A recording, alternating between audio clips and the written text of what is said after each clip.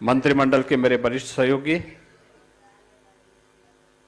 मत्स्य विभाग के मंत्री डॉक्टर संजय निषाद जी,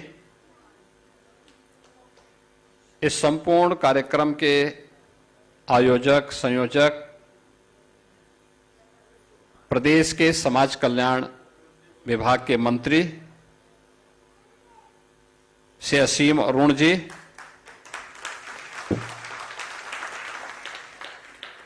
पिछड़ा वर्ग कल्याण के मंत्री श्री नरेंद्र कश्यप जी, राज्य मंत्री समाज कल्याण श्री संजीव गौड़ जी, अनुसूचित जाति जनजाति आयोग के अध्यक्ष श्री बैजनाथ रावत जी, उपाध्यक्ष श्री बेचन राम जी, उपाध्यक्ष जीत सिंह खरवार जी, उपाध्यक्ष उत्तर प्रदेश अनुसूचित जाति वित्त एवं विकास निगम Shri Vishwanath Prasad ji, chairman UP SIDCO Shri YP Singh ji, DNT प्रतिनिधि श्री भगवान नाथ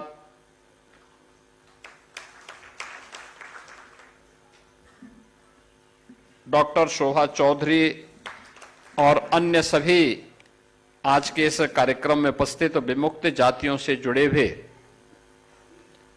सभी बहनों और भाइयों, मैं सबसे पहले विमुक्त जातियों की मुक्ति के लिए 31 अगस्त की स्थिति के लिए आप सभी को हृदय से बधाई देता हूं और आज के इस कार्यक्रम में आगमन के लिए आपका अभिनंदन भी करता हूं।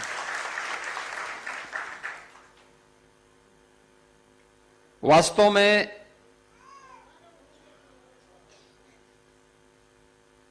ये जातियां कौन हैं? ये वे जातियां हैं जिन्होंने देश के अंदर विदेशी हमलों को रोकने के लिए एक योद्धा के रूप में काम किया था।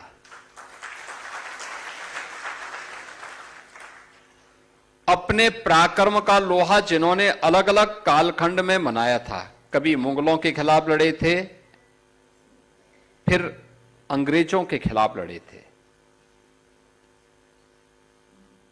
और लड़ते लड़ते उन्हें कभी ऐसी परिस्थितियां हो जाती थी कि युद्ध के मैदान से पलायन करना होता था।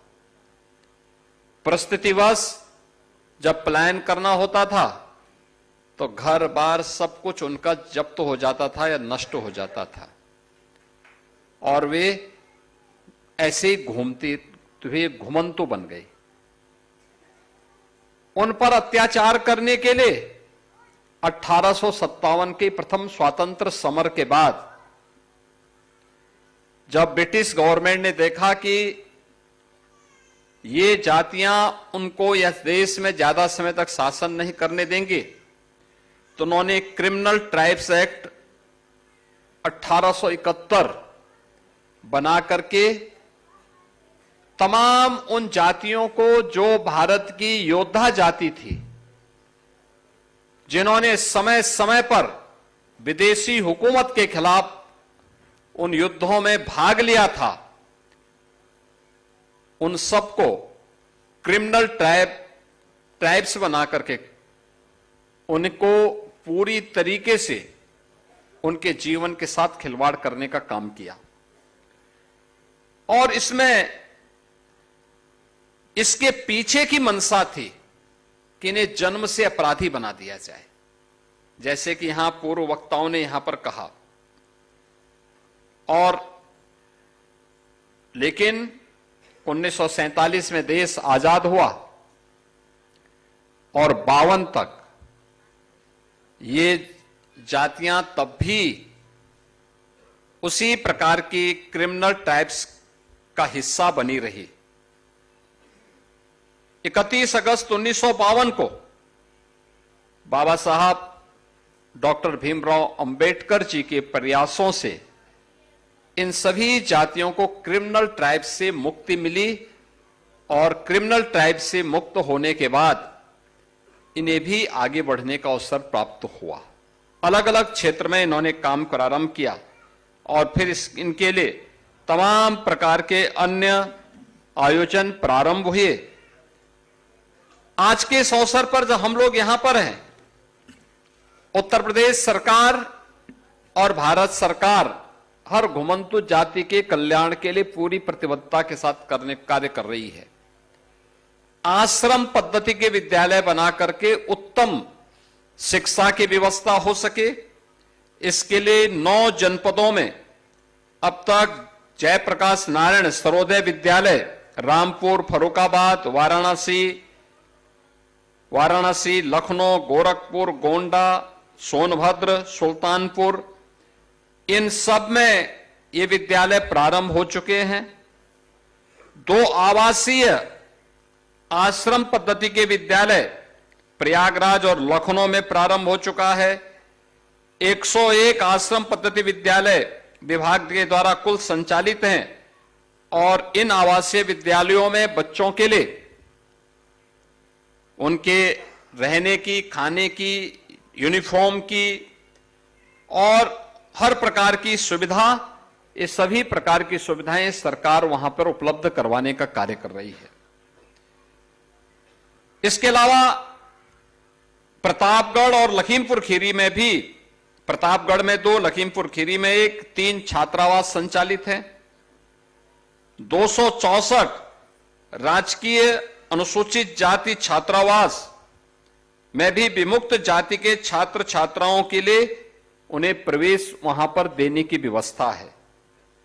और सरकार के द्वारा राजकीय उन्नयन बस्ती योजना के अंतर्गत कानपुर में, मुरादाबाद में और लखीमपुर में भूमि आवंटन का काम भी उन लोगों के लिए किया गया है जिन्हें कभी क्रिमिनल टैक्स घोषित करके जन्म से अपराधी घोषित करने की जो दुष्प्रवृत्ति थी, उसको उन सभी जातियों के विमुक्ति के दिवस के अवसर पर सबसे पहले एक कार्यक्रम। मुझे आप सबको यह भी बताना है कि पिछले 11 वर्ष में प्रधानमंत्री मोदी जी के नेतृत्व में इन सभी घुमंतु जातियों के कल्याण के लिए केंद्र और राज्य सरकार पूरी ईमानदारी और प्रतिबद्धता के साथ कार्य कर रही है। आज आप उस प्रदेश में देखते होंगे कि हमारी सरकार आई, उससे पहले की सरकारों को इस बात की फुर्सत नहीं थी कि बनटांगिया के लिए कुछ कर सके। हमारी सरकार ने उन्हें राजस्व गांव का दर्जा दिया, उन्हें मत प्रदान करने का अधिकार दिया। 1947 से लेकर के 2017 तक एक भी बनटांगिया परिवार के अपने पक्के मकान नहीं थे। आज उन सब के पक्के मकान बन गए हैं, उनके लिए स्कूल बन गए हैं, उनके लिए आंगनबाड़ी केंद्र बन गए हैं, उनके लिए हॉस्पिटल बन गए हैं। शासन की सभी प्रकार की योजनाओं से उन्हें आच्छादित किया गया है। मुसहर सुविधाओं से वंचित थे, आज उन्हें सभी प्रकार की सुविधाओं से युक्त किया गया है। कोल सुविधाओं से वंचित थे, उन्हें सभी प्रकार की सुविधाओं से युक्त किया गया है। थारू, गौड़, चेरो और तमाम अन्य उन सभी जातियों, बुक्सा, सहरिया, इन सब को भी इन योजनाओं से संतृप्त करने का कार्य किया जा रहा है। कुम्हार जाति के लोगों के लिए व्यवस्था बनाई गई कि हर ग्राम पंचायत में अप्रैल से लेकर के जून तक गांव का तालाब मिट्टी निकालने के लिए उन्हें फ्री में उपलब्ध होगा और उन्हें सोलर चाक और इलेक्ट्रिक चाक देकर के प्लास्टिक को प्रतिबंध करके मिट्टी के बर्तनों का उपयोग करना प्रारंभ किया।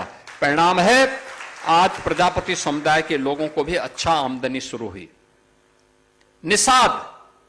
निषादों के कल्याण के लिए भी जिस गांव का है, समिति जहां की है, वहां का पट्टा उन्हें प्राथमिकता के आधार पर प्राप्त हो सके, उनके लिए तमाम प्रकार की स्कीम, आवास की स्कीम भी बनाई गई। उनके लिए नौका प्रदान करने की कार्रवाई भी प्रारंभ हुई। ये अनेक कार्यक्रम आज प्रारंभ हुए हैं। श्री संजय निषाद जी उसको लेकर के लगातार प्रयासरत हैं, काम कर रहे हैं। राजभर समुदाय के कल्याण के लिए भी आपने देखा होगा, महाराज सुहेलदेव के नाम पर बहराइच में एक भव्य स्मारक बना हुआ है, स्मारक बनाया गया। और आजमगढ़ में महाराज सुहेलदेव के नाम पर विश्वविद्यालय का निर्माण भी कर दिया गया है। यह पहली बार हो रहा है। बेटी के जन्म लेने से लेकर के शादी ब्याह होने तक, बेटी के जन्म से लेकर के स्नातक तक की पढ़ाई के लिए 25,000 रुपए का पैकेज सरकार देती है। और शादी के लिए योग्य हुई बेटी 1 लाख रुपए मुख्यमंत्री सामूहिक विवाह योजना में उस बेटी के कन्यादान के लिए सरकार उपलब्ध करवाती है। सरकार की योजना का परिणाम है कि आज योजनाओं का लाभ बिना भेदभाव के प्रत्येक व्यक्ति को मिल रहा है, बिना भेदभाव के। राशन की सुविधा का हो, मकान की सुविधा का हो, शौचालय की सुविधा का हो, पेंशन की सुविधा का हो, या सरकारी नौकरी में सुविधा का। आपने देखा होगा अभी उत्तर प्रदेश पुलिस में भर्ती हुई, भर्ती में घुमंत जातियों से जुड़े हुए भी तमाम युवक और युवतियां भर्ती हुई हैं, जिन्हें सरकारी नौकरी मिल गई। पहले कोई पूछता नहीं था, अब सरकारी नौकरी मिल रही है। इन सभी जातियों के कल्याण के लिए सरकार पूरी प्रतिबद्धता के साथ कार्य कर रही है, जिसमें हम आज भी इस बात को देखते हैं। नट है, बंजारा है, बाबरिया है, सांसी है, कंजर है, कालवेलिया है, ये सभी ऐसी जातियां हैं जिनके कल्याण के लिए कार्य किए जाने की आवश्यकता है। और आज मैं यहां पर श्री असीम अरुण जी से कहूंगा कि इन जो जातियां अभी वंचित रह गई हैं, सुविधाओं से वंचित हैं, उनके लिए जमीन के पट्टे मिले, उनके लिए मकान की सुविधा हो। जैसे हम लोगों ने अन्य जातियों को आच्छादित करना प्रारंभ किया, सेचुरेशन के लक्ष्य को प्राप्त किया है, ऐसे ही यहां पर प्रदेश में एक घुमंतु जातियों का बोर्ड बनाने की आवश्यकता है। उनको बनवाइए। उसको बनाने के साथ ही इन जातियों को, अगर ये जातियां एक जगह, जिसमें सपेरा भी है, सपेरा भी है, यहां है सपेरा, देखो सपेरा भी सब है, हां, सबको करेंगे। सपेरा होंगे, जोगी समुदाय के भी होंगे, हैं कि नहीं है? देखो बंजारा मैंने कहा है, बंजारा, नट, कंजड़, ये सभी को एक बनवा करके और इन सभी के लिए जमीन के पट्टे, मकान, ये लोग वहां बटे, इनके लिए कॉलोनी बनाएंगे, मकान की कॉलोनी बन सके।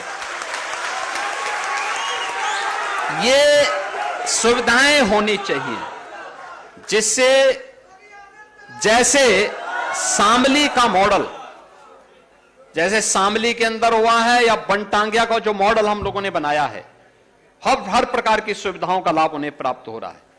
ऐसे ही सभी प्रकार की सुविधाओं का लाभ मिल सके और आजादी का सही अनुभव न केवल इनको बल्कि सरकारी नौकरियों में, शासन की सुविधाओं में इसका लाभ इन्हें प्राप्त हो सके, यह एहसास आज प्रधानमंत्री मोदी जी के नेतृत्व में दिलाने की आवश्यकता है।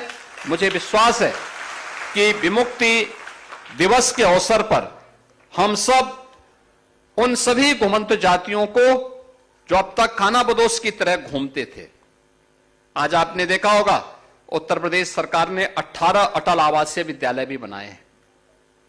पीओसी बोर्ड में जो श्रमिक हैं, रजिस्टर्ड श्रमिक हैं, उनके बच्चों के लिए, और जिन बच्चों ने अपने लीगल अभिभावक को खोया है कोविड के दौरान, उन बच्चों को हम लोग वहां ले जाते हैं। 18,000 बच्चों का अब तक एडमिशन हुआ है, जिन बच्चों को हम उत्तम शिक्षा, अत्याधुनिक शिक्षा, इतना अच्छा इंफ्रास्ट्रक्चर, इतना अच्छा भवन, छात्रावास बना करके सुविधाएं उपलब्ध करवा रहे हैं।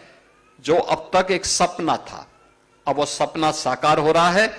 आज के इस अवसर पर, इस दिवस के लिए मैं आप सबको बधाई देता हूं। बाबा साहब भीमराव अंबेडकर की उस दूरदर्शिता के लिए नमन करता हूं और विश्वास करता हूं कि आप सभी लोग शासन की इन सुविधाओं का लाभ प्राप्त करेंगे। आप सबके प्रति मेरी शुभकामनाएं हैं। धन्यवाद। जय हिंद।